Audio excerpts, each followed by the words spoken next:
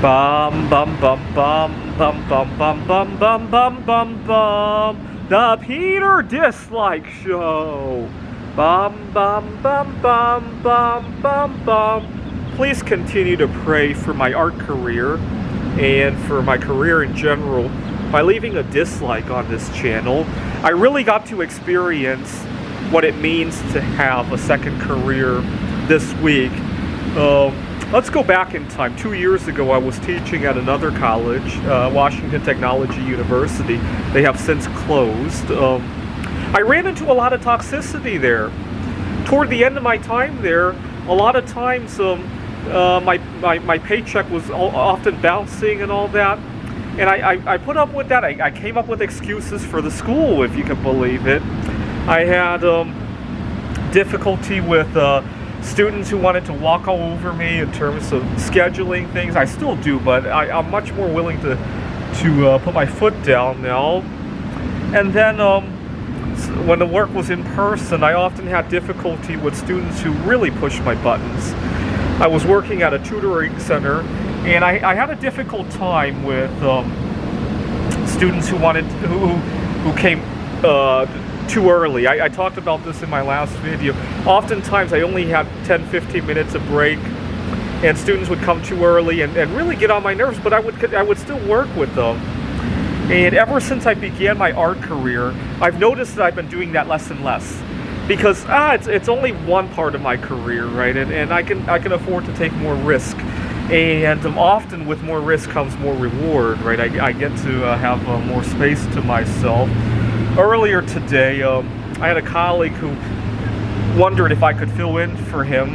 He had some issues, and this time it didn't work out for me because well, you guys have been following my videos. I've been having a lot of good fortune with a girl that I met at graduation last week, and but I was thinking in the past I didn't have the luxury of saying no to colleagues. First of all, oftentimes I needed the money, and second, I needed the good image at work, or the perceived good image. Actually, I was hurting my image by letting everybody know that I have nothing better to do with my life.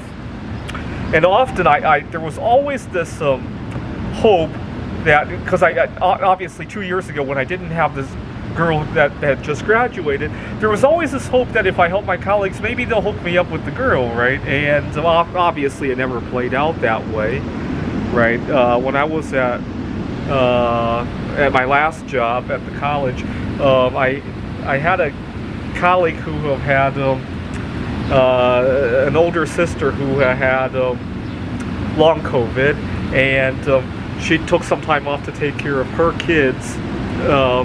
And I ended up giving her a bunch of vacation time, and then she conveniently forgot about it.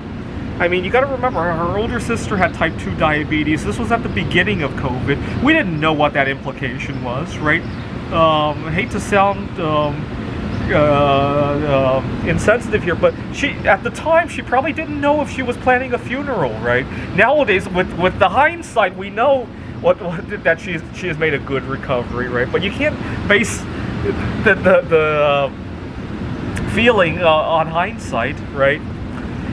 But she completely forgot about it, and every time I asked her for some to help me with something, she blew me off, right? I was programming the AI for Ticket to Ride Poland, and then she blew me off, right? She was like too busy with other things.